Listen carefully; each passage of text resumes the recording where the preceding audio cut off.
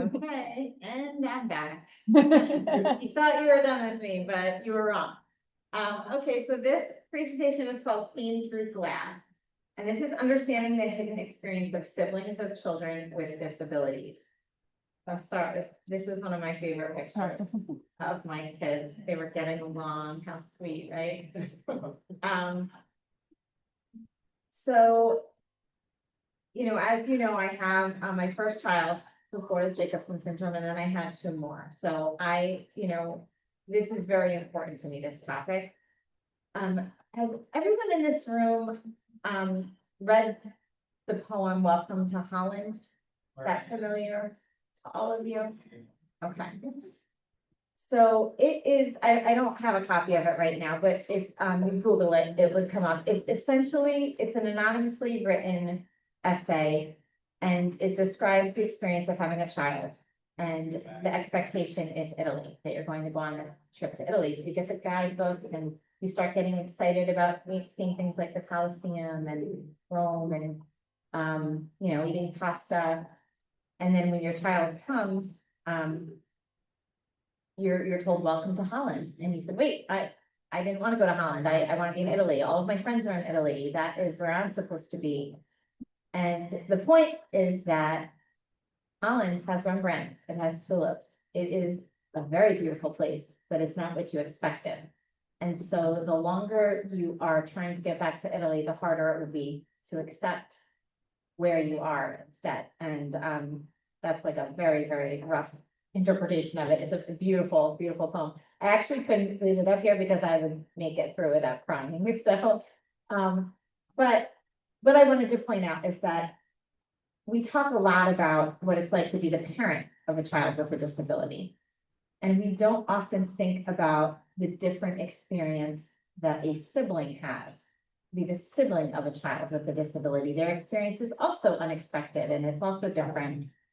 And it's something that as parents, we just really need an awareness of it so that it's kind of in the back of our heads too. Like, oh, you're also not having the experience that maybe all of your friends are having or that I had as a child. So without further ado, here I already said this, why this conversation matters. Research has taught us a great deal about parents, caregivers, medical professionals, and individuals with disabilities themselves. But the one voice that has been quieter is the voice of a sibling. So what is a glass child? A glass child is a sibling who may sometimes feel as though others look through them because attention is understandably focused on the child with greater needs. So essentially, I only have one person in this room that can, validate this for me, but who would you say gets the most attention in our family? I would agree with you. And it is something that I acknowledge, that we all talk about, but there is one person in the house that definitely gets the lion's share of my attention. So he can be my fact checker today to let you know that, this is what happens in our house. So the thing is about a glass child, not every sibling identifies with this term. So I'm going to kind of piggyback on what Lindsay said yesterday. I know some people may not like the term special needs. Some people may not like being called a glass sibling. So that is something that, have awareness of that as well. Every family is unique and so this presentation is not about blame at all. It's really about awareness and just kind of opening our eyes to the fact that our children are also having a different experience as siblings. Okay, so, obviously I can say from my personal experience, love has never been the question. We love all of our children deeply. The challenge is not love, the challenge is time, energy, attention, and the emotional bandwidth. So, if you only have 1 hour and one of your children is having a hard time, you're going to have to help that child, even though the other one is sitting there waiting for you to read a book, right? It just is. So disability changes family life in ways that none of us choose. So rather than focus on that, we want to just focus on at least understanding that it is a different experience for them as well. And awareness, I think, is really half the battle.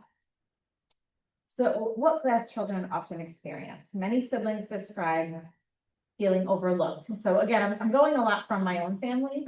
And, this was written before we had the sibling group this week. So don't think that this is something that like I quickly jotted down that your children are saying. This is actually like from my own life and just other siblings that I've spoken to over the years.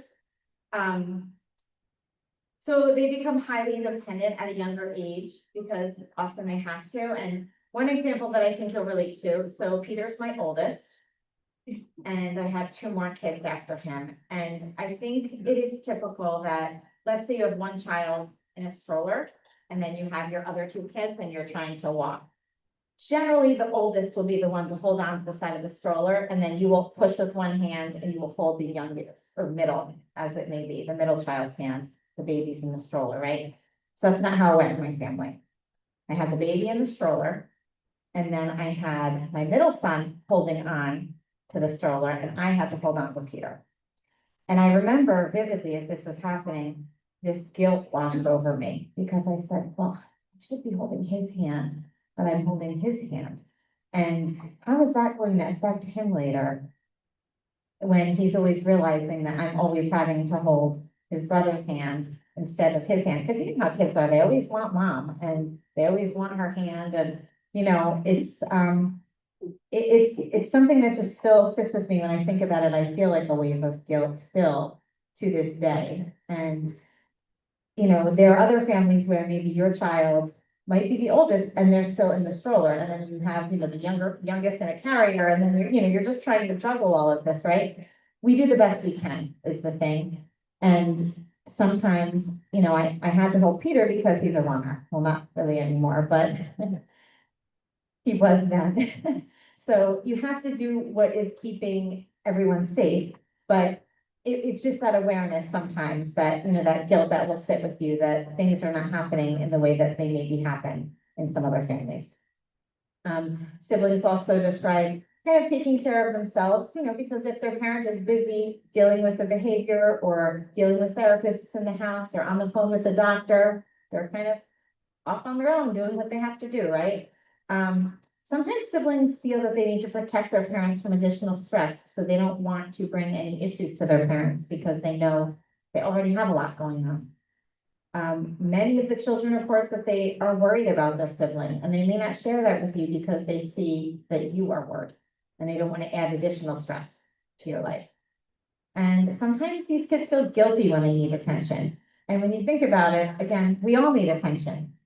Some need more than others, but we need to make sure that we're trying to give our other kids some attention too. And what I try to do, and it's not always perfect, but try to give them some one-on-one time. And it might not always be something really fun, but if I'm going to target someone in the house is basically always halfway out the door before I even grab the keys because he wants to come with me. Am I right? Yeah. And sometimes I'll say, hold it.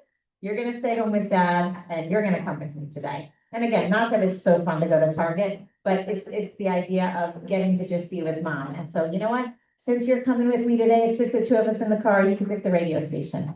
Not like a huge deal, but like kind of a little thing where you're getting some attention. Why don't you tell me a little bit about how school was today? Why don't you tell me, that was really a rough loss on the baseball field today. Like, how do you feel about that? Just any moment that you can get some one-on-one time with your other children, it's going to make a difference and it's going to be meaningful to them. But, the two of us, we are really tight and, we are together a lot, right? But sometimes everyone else wants a turn too. Right, buddy? That's good. This is my best friend. I know Curtis is taking the pressure off me. So the good kid. Many siblings become responsible, helpful, mature, easygoing. These are all great characteristics, right? And when you think about growth, sometimes you have to go through like suffering and pain to grow, right? And I think in some ways, when our kids deal with difficult things, not getting as much attention, having to be more independent, it does help them grow. So there are some positive things maybe that we can look for. What struck me yesterday, one of our speakers, Deanna, she really unsurprisingly is the sibling of an individual with a disability. And here, look what she came to do in her future, create the College of Adaptive Arts. Like, how amazing is that? Like, it was a sibling who created such an amazing program for people with disabilities. I think many people go into, nursing or teaching or, therapy when they have a sibling with a disability because they realize like what a need there is, and they are just more empathetic, I think, and compassionate than the average people often. So, the kids that have siblings with disabilities, parents often describe them as my child who never asks for anything. And sometimes, these qualities grow from resilience. I don't have my glasses on.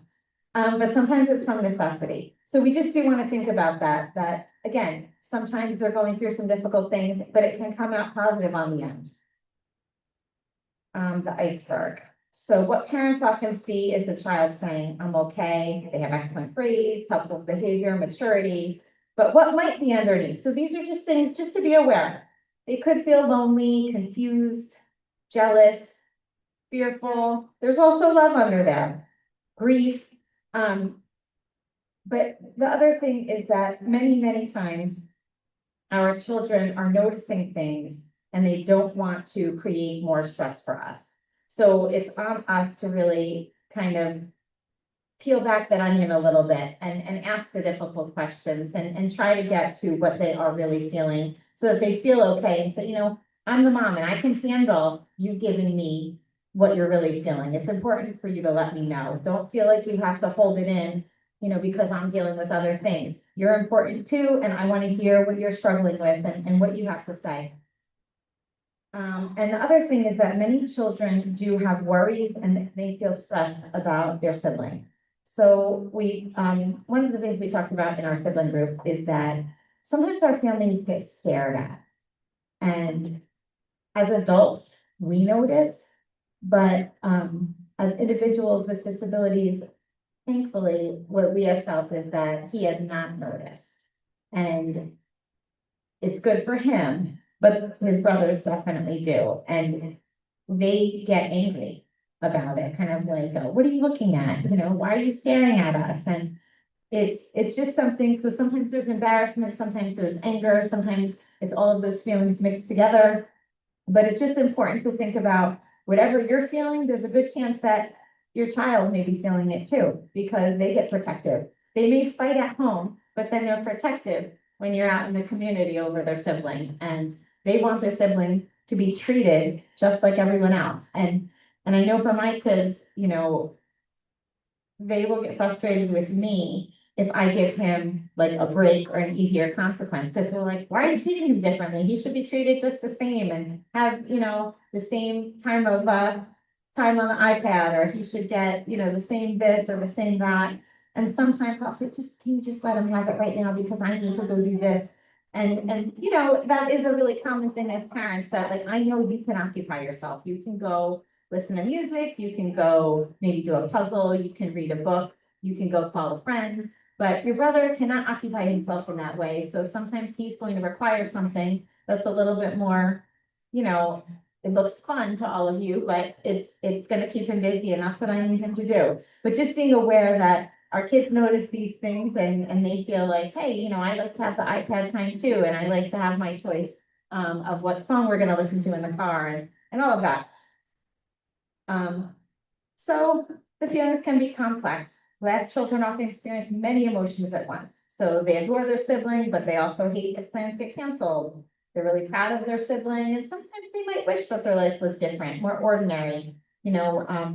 Some kids might not feel comfortable bringing friends home because they're not sure, how their sibling is going to behave or react, or things just might be different at your house than they are at other people's houses. And I think, every family is unique, but sometimes they might feel like, oh, I just don't want to answer these questions. So it's easier just to meet people, at the park or to go to their house or whatever. And, if that's what they're comfortable with, we kind of want to roll with that too. We want them to feel comfortable bringing friends home, but we also don't want to force it if they're feeling like you know, I just kind of want to escape right now and I'd like to go just be with my friends. Guilt. So some siblings may feel guilty for being the healthy one. They might feel guilty for feeling jealous when they know in their heart that their sibling has many challenges that they don't have, but they still might also feel jealous. I will tell you, we have a tremendous support network in New Jersey, and they are so wonderful with him. When we would go to the baseball games, my friends would all sit with him and chat with him, and you know, just they didn't mind talking about the subway system or the Yankees or whatever it is that he wanted to talk about. They would sit and listen to him. In fact, it got to the point that they would give him so much attention that I think their brothers sometimes felt like, hey, we're here too, you know, but everyone would see him and it's like, hey, Pete, hey, what's going on? And everyone's giving him all of this attention. And the brothers are kind of just walking behind thinking, well, wait, we're here too. But I think everyone knows that I need help with him. And so everyone's willing to give that help. But the siblings are kind of like, hey, wait a minute, I'd like a little attention too. Sometimes they feel guilty for wanting the attention or for feeling embarrassed. And it's the kind of thing, we're adults. So for me, I'm not embarrassed. I would tend to get more angry if someone is staring or, you know, being unkind in some way. But as a kid, I mean, everything is embarrassing. You don't want to be different in any way from your peers. You just want to blend in. You just want to kind of be one of, you know, the guys or whatever. And having any difference can be really hard. So just like keep these thoughts in the back of your mind that, you know, your child is going through something and it is different from what we are going through. And they could also feel guilty for being frustrated with their sibling when they know rationally that things are harder, but it can still be frustrating if, you know, you ask them, please don't touch my Lego set. I just spent 4 hours building this Lego set. Please don't touch it. And then they leave and they come back into their room to find that not only is their sibling in the room, but they just destroyed the Lego set that they spent 4 hours building. Like, that's really frustrating. And it's not okay, but it happens. And, you know, it's one of those things that I feel like, all right, you know, and so it's just, it's not fair, but it is what happens. And so we just want to kind of be aware of all of these things.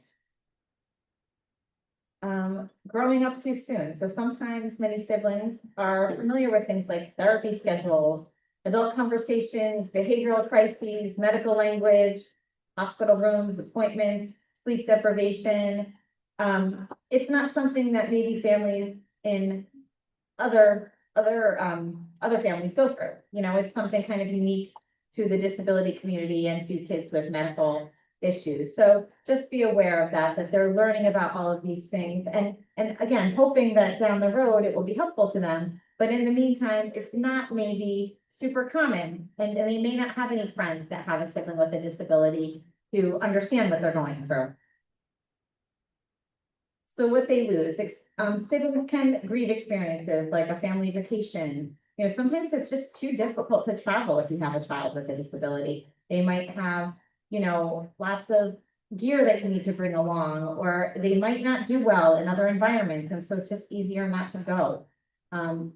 You might not have a quiet house. I know there's often a lot of noise in my house, and that's partially because I have 3 sons, but it's just not quiet. If you just want to sit there and maybe read a book and there's like, it feels like there's nowhere to go where you can just get some quiet time. Maybe birthday parties are too difficult.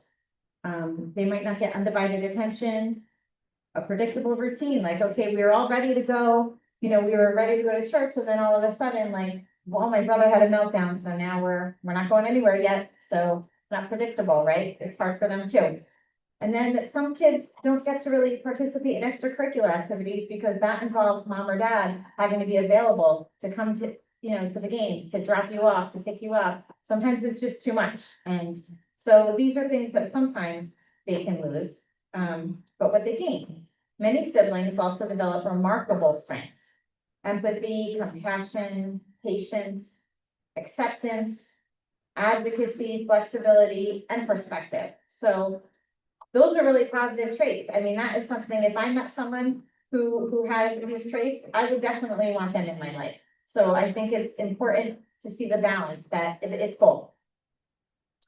Sometimes our kids may need our permission to feel things, to complain, be angry, be proud, maybe to let us know that they need help, to have fun, or to just be children.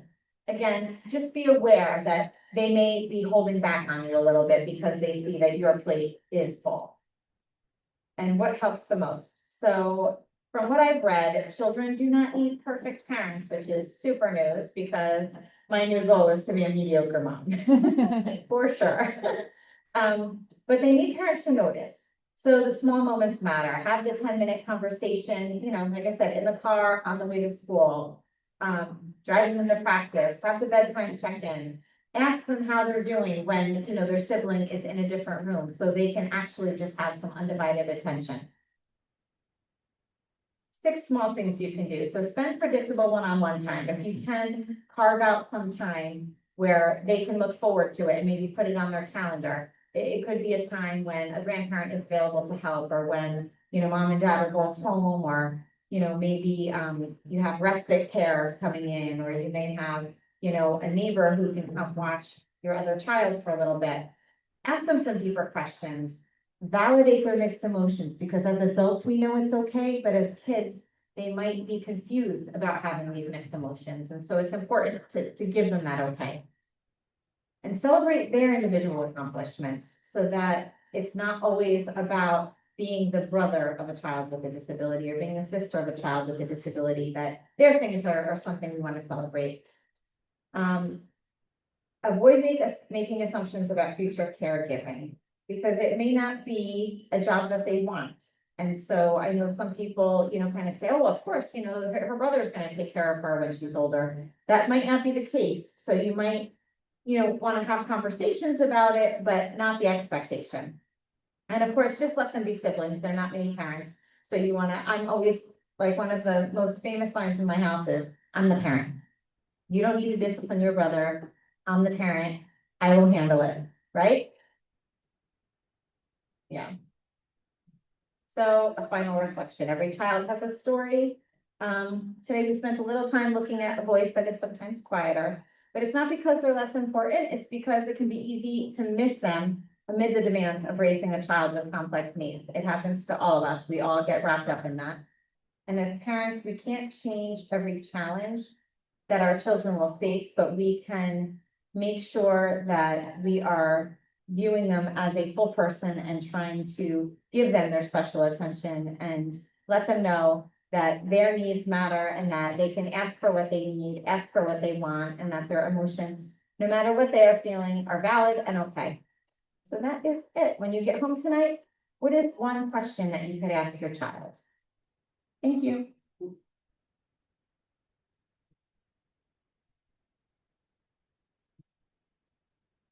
Questions?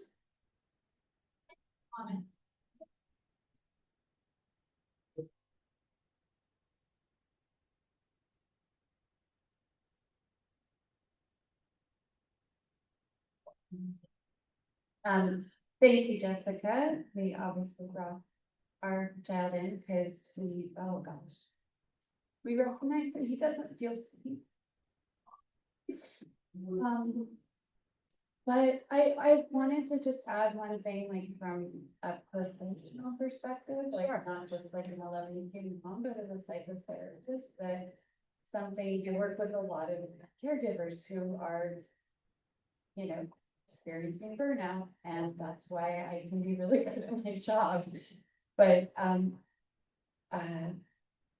one thing that we can also do is to let our kids know that, like, we feel frustration at times too. So that step beyond validating, but normalizing. Absolutely. Just like we talked to them about, hey, you know, I remember what it was like to be 14 and have someone be unkind. Just to take it a step further and reflect on it as a parent, it can build some deeper connection. And so I just wanted to have. I love that, Joy. I think that is really important. Thank you for sharing that. And I think, like I said, we all feel that. I still have guilt from when he was 7 and he's 20, thinking about holding his hand instead of his brother's. I mean, it's little things like that. And it still hits me. Like, I think we all go through that kind of thing and feel it, and it's really important, I think, to not only to validate, like you said, to go that step further and say, listen, I'm frustrated too. This is hard. It's hard all around, but we're gonna get through it together.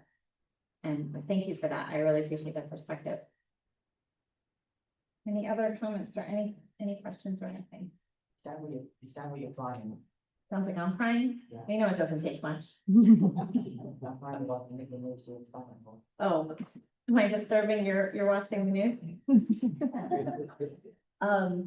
I just also kind of have a comment. This is extremely applicable to our situation, and we're kind of, this is hitting pretty close to home. Kind of like you mentioned, the good kid. We have an easy kid. Our little Posey, who is 8, she's less than 2 years older than Maven, who has 11Q, and since she's been little, she's been the one that, like, I would brag about it, be like, this is my easy one, she never causes problem, you know, I thought I was doing a good thing. Right. Well, now she's 8, and she's becoming more challenging in a different way, and I can tell that she wasn't the easy kid, she was the kid I wasn't giving attention to. And so this has been like a really good reminder that, like, easy and good doesn't mean they're okay.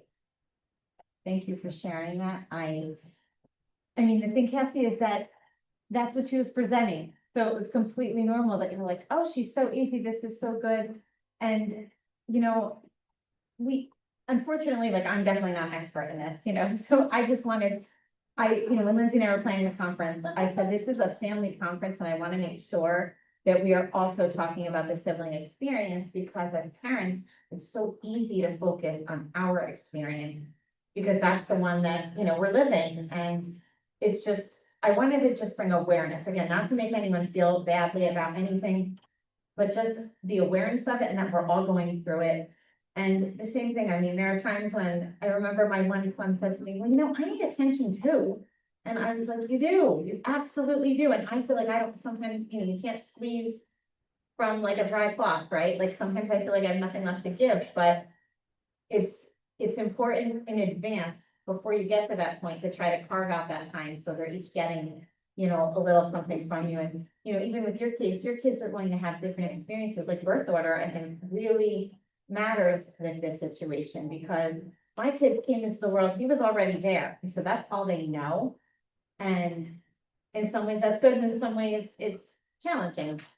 But other kids, the sibling with the disability is younger, so they knew what life was like before, and now it's different. And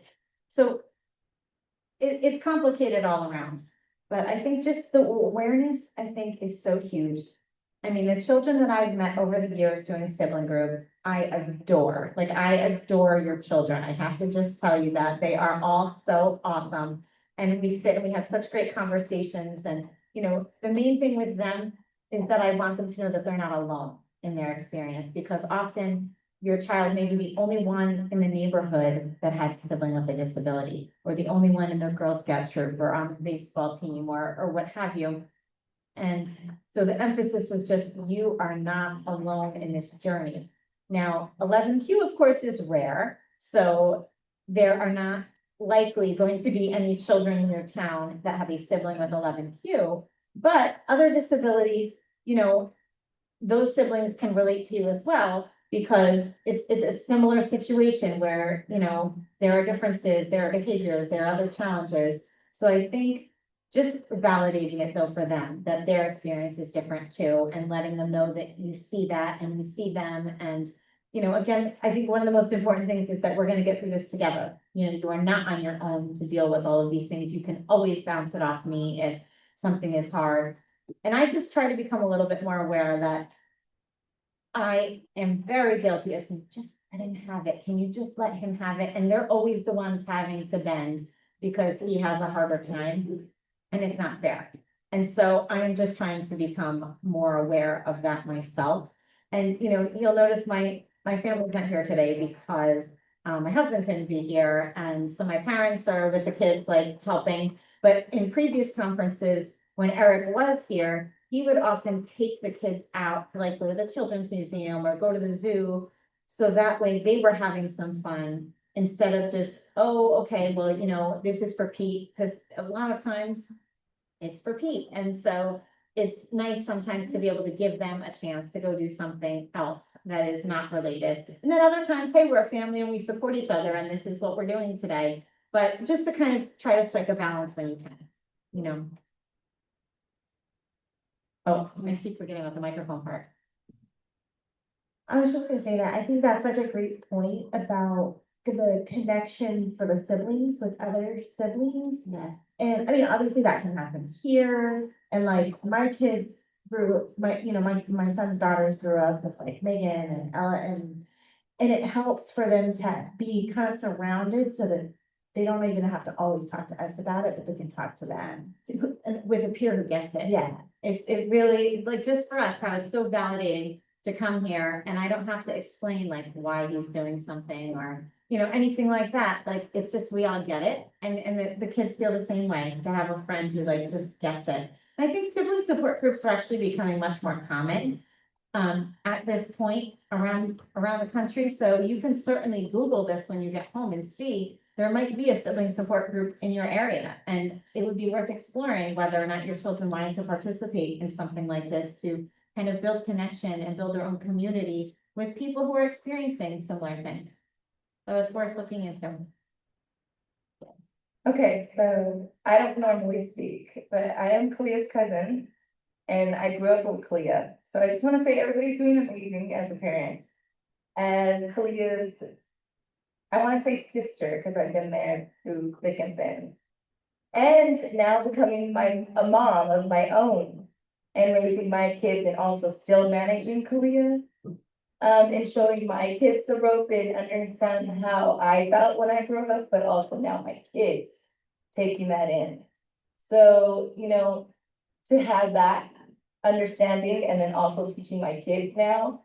I just want to say we all doing good, like we're all doing okay. Thank you. Like,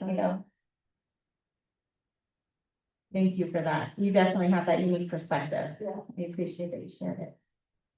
I would also say, in addition to finding a sibling support group in your area, find a parent support group. Lindsay goes to a parent support group, and because it's local as well, she's able to find out what other services are available in our area. What are other moms doing? What supports do you have? What can I maybe leverage? What am I missing? And they're not Jacobson parents, but they're other parents who are going through what we're going through. And it also helps her to vent. Absolutely. Like, my husband is such a slob or whatever, right? But find a local support group because, again, localized and Yeah. their friends to go get coffee with, Right. hang out with. So in addition to getting support for our kids, get some for yourself Absolutely. I like that. and a mental health therapist. Hi, I just wanted to share that one of the resources that our family has used that I found to be very helpful is there is something called the Sibling Support Network, and they put on things called SID shops. And what they are outings for kids who have siblings with disabilities. Has anyone ever heard of that, SID shops? So it's a national project. And you can also get certified to run your own SIP shop. So if you're interested in doing that, it's a half-day training over 2 days, and they have them in person and virtual. And you learn a lot of great information, and you meet a lot of wonderful people doing that. So you can do it anywhere. It's international. Thank you, Kelsey. We actually had SIP shops present at our Orlando conference 10 years ago, That was like 22 years ago. 22 years ago. Before most of us were at the conference, for sure. Yeah. Okay, that's it. All right, well, thank you again. And All I right, think it's time for the business meeting. business meeting. Okay.